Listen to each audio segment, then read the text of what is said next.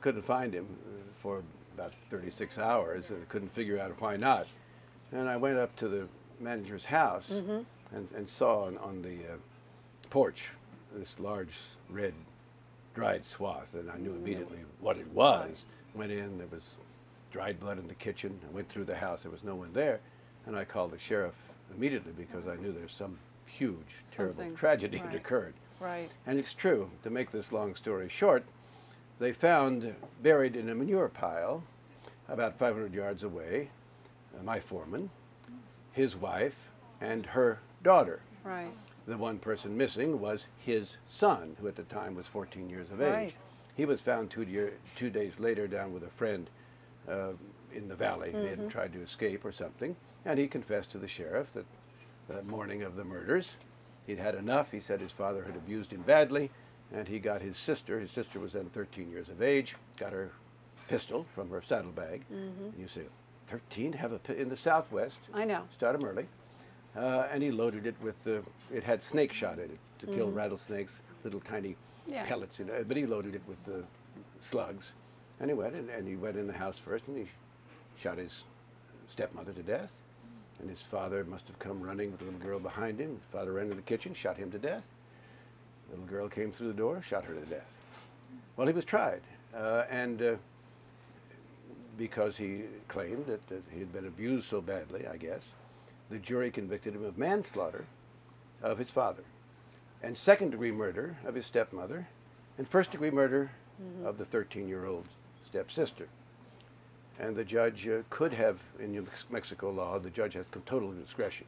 He could have said, there's the door, goodbye. Or he could have said, I'm giving you adult sanctions. And in this case, it would have been, since there's no death penalty applying here, about 30 years. And the judge said he should be in juvenile custody until he was 21, or until a state psychiatrist pronounced him no threat to the community. And he's now, what is this, 2004? 4 is 18. So he has 3 more years unless the psychiatrist lets him go earlier, and then he'll be free. And he'll be back in the population. That's right. Now, for you, being in the news business, these are the kinds of stories that, you know, we find. They end up leading the news more often than we'd like, but they do end up being big news throughout the country. What was it like for you to be part of something like that? How did you change that gear? Well, I understood it because if you're in a story that people are interested in, you have to come forward. Yeah. And so I knew you had to come forward, make a statement, explain to some extent what you thought had happened. Yeah. But I was very careful then, as I am now. If you'll replay the tape as I recounted what had happened, I made no personal judgment in public on this case. That was first for a court to decide and then for a general public. I thought it was inappropriate for me to go out and give my opinion of exactly what had happened. How did it affect you, though, personally? Was it? Do I sound cold and crass if I say, in some long-term sense, it did not affect me personally? People often ask me, in 1995, I had a melanoma tumor in my right groin. It was in stage 3. It was removed, and so far I haven't seen it come back. Although when cancer strikes, it's always stalking. And people want to know, how has it changed your life? And again, I understood what they were asking for. They were asking me to say that profoundly, but again, maybe I'm just a heartless person. I think it's because you're from the West? It changed my life at all, except that I have a greater empathy toward people who have dread diseases. And I work very hard to help people understand that if we put more money into the research on all these diseases, Parkinson's and muscular dystrophy and Alzheimer's, not just cancer, we can get there quicker.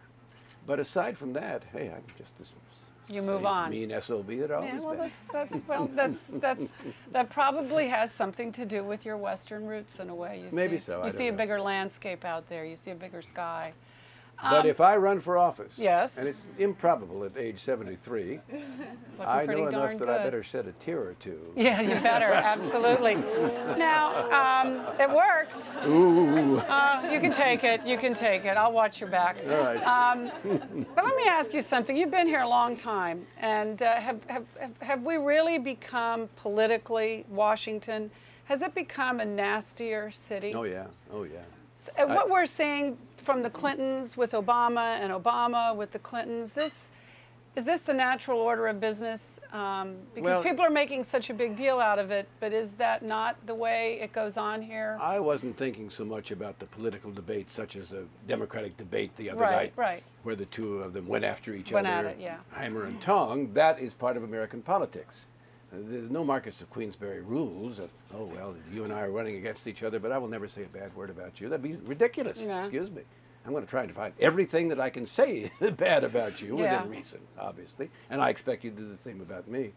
I was talking about the spirit on Capitol Hill and between the White House and Capitol Hill over the years, and I've watched it fragment, and I've watched it get very vicious. In the 60s, I covered the Congress, and I was there for the great debates, the 64 Civil Rights Act and the Voting Rights Act of 65. And people would fight very hard on the Senate floor. I can see Richard Russell, who led the Southern cause to try to maintain the jury segregation. He stood in the center aisle always when he clapped his hands together. I would do it now and show you, but the microphone would then They would drop go to flying the floor. across the room. And they passionately argued. But I never heard anyone call anyone a name. And afterwards, they could have reasonable Yeah. relationships at dinner or something like that. Whereas today, if we're going to argue Iraq, you're a coward. You're Right, a murderer. right. And how can it possibly solve any national problem? And they don't actually even go to dinner anymore because more No. often than not, they're leaving and going back to the home state. The congressional week has become so much shorter. Well, that's part of it, but I think it's not just that they. It's have it manners more in difficult. general. I think we have a great divide in this country, and we've always had a divide. Yeah. More power to us. I don't want a one-party state. I want two parties. I like the fact we don't have 137 parties like Italy Right. that contend for their particular interests. And I want them to be vigorous in their contention. But what's happening now is we have become so polarized in a sense that it's not just contending over issues and putting forward your own principles. It's a viciousness. The Lord is on my shoulder. Yeah, Now, well. how can God have time to worry about whether the tax cut should be made permanent or not? But I listen to these debates. The Lord's with me I think and the devil's politicians with have you. a vanity we don't quite all relate And of course, to. that can't solve anything, Yeah, and that will not possibly get us anywhere. The example I use now is the great immigration debate from last year. People on both sides tried to find a compromise because everyone started with the proposition that the status quo is unacceptable. I don't care which side of this argument you were on, the status quo is unacceptable, we have to change it. Okay, fine. But instead of compromising, and you wouldn't get everything you wanted, and I wouldn't get everything I wanted, but you'd move it forward, Yeah. we now have what? The status quo. Because people, oh no, I will throw them all out. Right, 'cause or we're- no, wait a well- second, they've got to become citizens at some point, they're useful and all of this. And instead of finding the compromise, as they would have in the 60s, and even in the 70s, perhaps into the 80s even, now today, we can't seem to do that. And so who's benefited? Neither side, and certainly not the general public. Do you think anything changes that? At some point, I guess the pendulum, I hope the pendulum will swing. Dynastic regimes, though, might not work for that. Though, Well, because I don't know who's going to be elected president. No, or you which can't. party, frankly. I think Yeah. it's going to be a very close election, perhaps. But I just... and you'd like that, wouldn't you? I mean, as a political reporter? Yeah. Well, do you mean self-interest? Why not? There's this? I mean, well, okay, selfish for you, but doesn't a close election bring more people to the polls, too? Yes, usually, depending on the issue. They stay yeah. interested longer. Depending For on the example, issue. if it's all decided on Super Duper Tuesday, won't the public recede? I mean, the debates are getting good ratings. People seem to be paying attention to this race. If it gets decided early, won't they turn it off like they often do? Maybe, but I think the problems are so deep that I think Yeah. people will continue to look at it. I watched the Democratic debate the other night. At the beginning of the debate, they talked about economic stimulus programs. They showed a recognition that we're going to dumper. I mean, suddenly the firemen have discovered the firehouse is burning down. Yeah, but it's too late, guys. I mean, you should have discovered it when there's a wisp Right, of right. smoke up there. Then at the end of the debate, what did they do? They all decided that John McCain is going to be the Republican nominee I know. and that the issue would be national security. And they each tried to tell us which one was best prepared. And I thought to myself, wait a second. You seem to understand the issue may very well be deep recession. Who's better able to help pull us out economically? And yet at the end, you seem to have forgotten that.